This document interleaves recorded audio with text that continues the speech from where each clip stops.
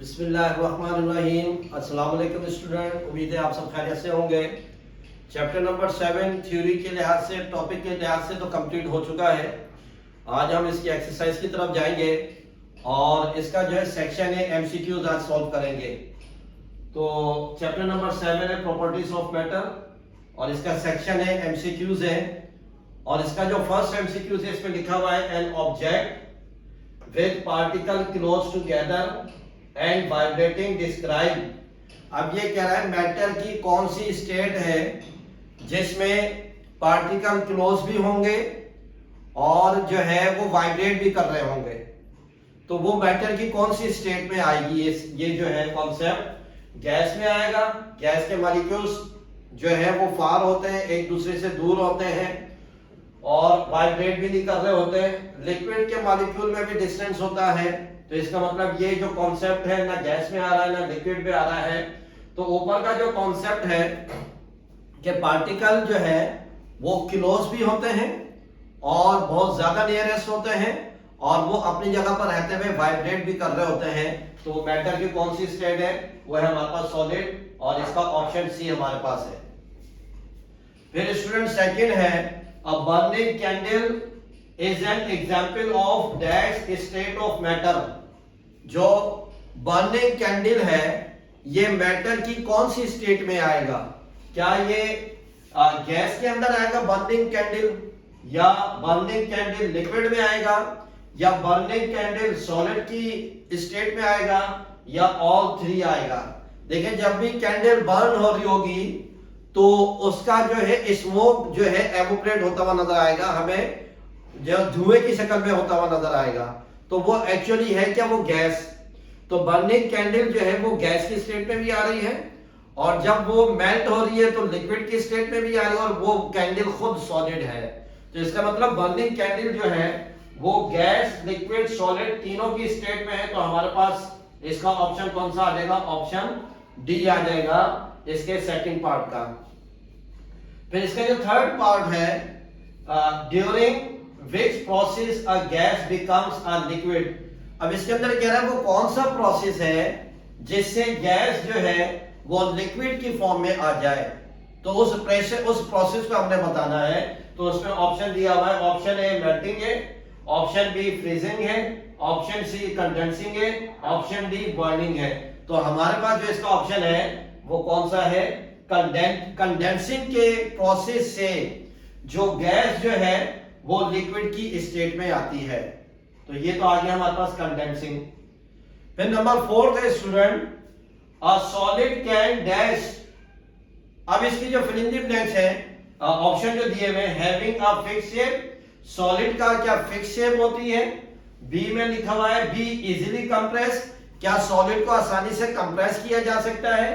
सी में लिखा हुआ take a shape of container, क्या सॉलिड कंटेनर की शेप ले लेता है, जो कंटेनर की शेप होगी वही सॉलिड की शेप होगी। या डी के अंदर कह रहा है फ्रीली मूविंग पार्टिकल, या सॉलिड के जो पार्टिकल है वो फ्री मूव कर रहे होते हैं। तो इसमें क्या होगा कि सॉलिड कैन डैश, इसका आ जाएगा ए पार्ट, ऑप्शन ए, क्योंकि having a fix shape, solid की जो है वो शेप हमारे पास क्या होती है, फिक्स होती है। तो 4 का ऑप्शन ए आ जाएगा स्टूडेंट। अब इसी का जो फिफ्थ पार्ट है और लिखा हुआ according to kinetic molecular theory, kinetic molecular theory के मुताबिक the pressure exerted by a gas is caused by, kinetic molecular theory के मुताबिक कि गैस का जो प्रेशर बिल्डअप होता है वो किस वजह से होता है। तो उसमें ये 4 ऑप्शन दिए हुए हैं। ऑप्शन ए में कह रहा है bombardment of the gas molecules on the wall of the container, gas जिस कंटेनर में है उस कंटेनर की वॉल से बार बार बम्बार्डमेंट करने की वजह से, हिट करने की वजह से क्या गैस का मॉलिक्यूल इस वजह से बढ़ता है।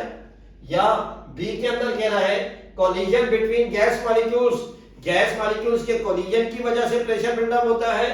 या सी के अंदर कह रहा है large distances between gas molecules, gas molecules के लार्ज डिस्टेंस की वजह से प्रेशर बढ़ता है, कि डिस्टेंस ज्यादा है तो शायद प्रेशर भी ज्यादा हो जाए। ये सी पार्ट है।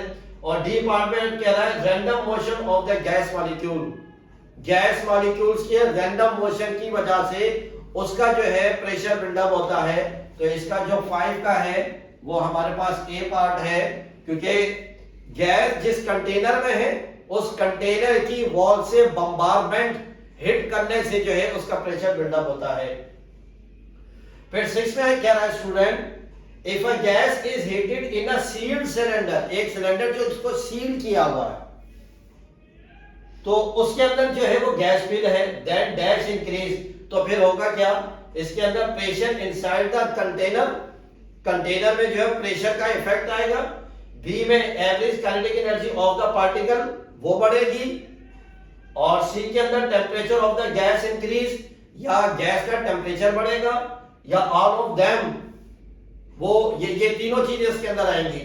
तो इसका मतलब क्या है कि जब गैस किसी सील्ड सिलेंडर में होगी तो उसके पास क्या क्या इफेक्ट आएगा गैस के पास, कि उसका प्रेशर भी इंक्रीज होगा, उसकी एवरेज काइनेटिक एनर्जी भी इंक्रीज होगी, और उसका टेम्परेचर भी इंक्रीज होगा। तो ये तीनों चीजें हैं, तो इसका मतलब ऑप्शन कौन सा ऑप्शन आ जाएगा, डी। तो 6 का हमारे पास स्टूडेंट आ जाएगा डी, ये ऑप्शन इसका आ गया है।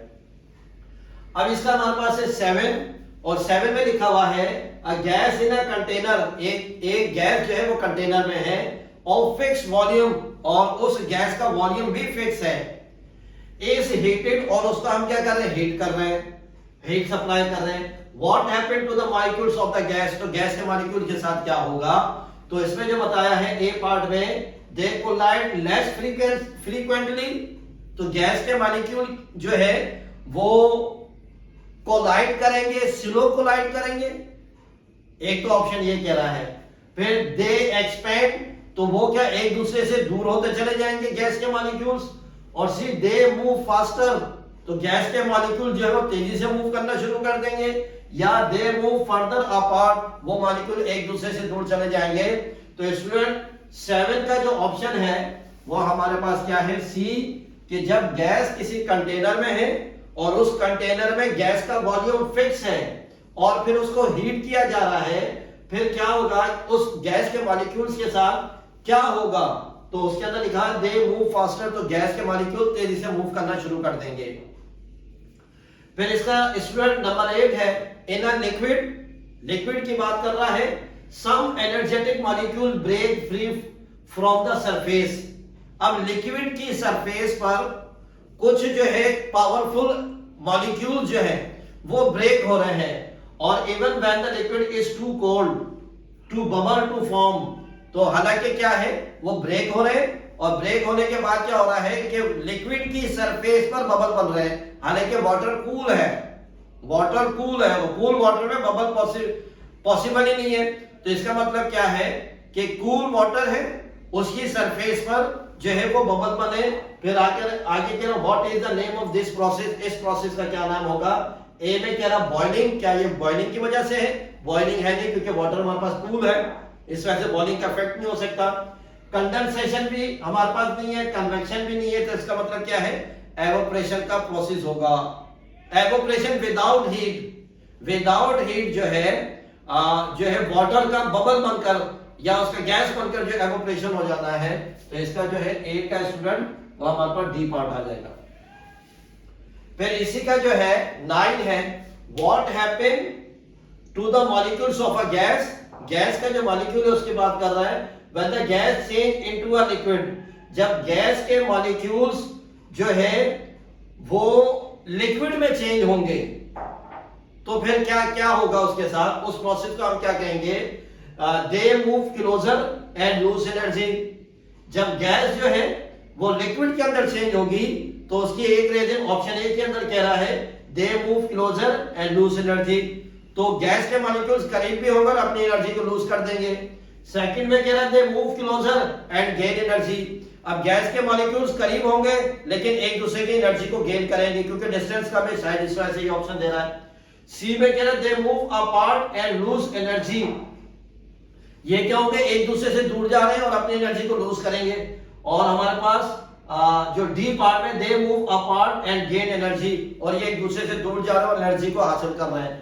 तो इसका मतलब क्या होगा कि जब गैस के मॉलिक्यूल्स गैस से लिक्विड में आ रहे हैं तो किस स्टेट्स में आएंगे, उस प्रोसेस को हम क्या कहेंगे, they move closer and lose energy. तो गैस के मॉलिक्यूल्स करीब होंगे जिसकी वजह से वो अपनी एनर्जी को क्या कर देगा, लूज कर देगा।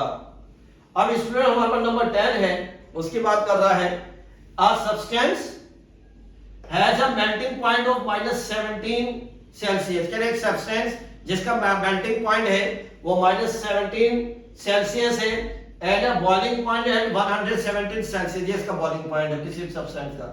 इन which state does the substance exist at -10 degree Celsius and at 110 degree Celsius। अब कह रहा है एक सब्सटेंस है, उसका मेल्टिंग पॉइंट हमारे पास -10 डिग्री सेल्सियस है और उसका बॉइलिंग पॉइंट हमारे पास 110 डिग्री सेल्सियस है।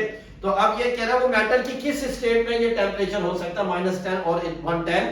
तो हमारे पास कौन सा होगा ये स्टूडेंट, इसका जो सी पार्ट है कि लिक्विड से लिक्विड, ये हमारे पास 10 का जो ऑप्शन सी आएगा। तो स्टूडेंट ये chapter number 7 properties of matter, उसका सेक्शन है। आज हमने इसके एमसीक्यूज कर लिए। उम्मीद है आपको समझ में आया होगा। अस्सलाम वालेकुम।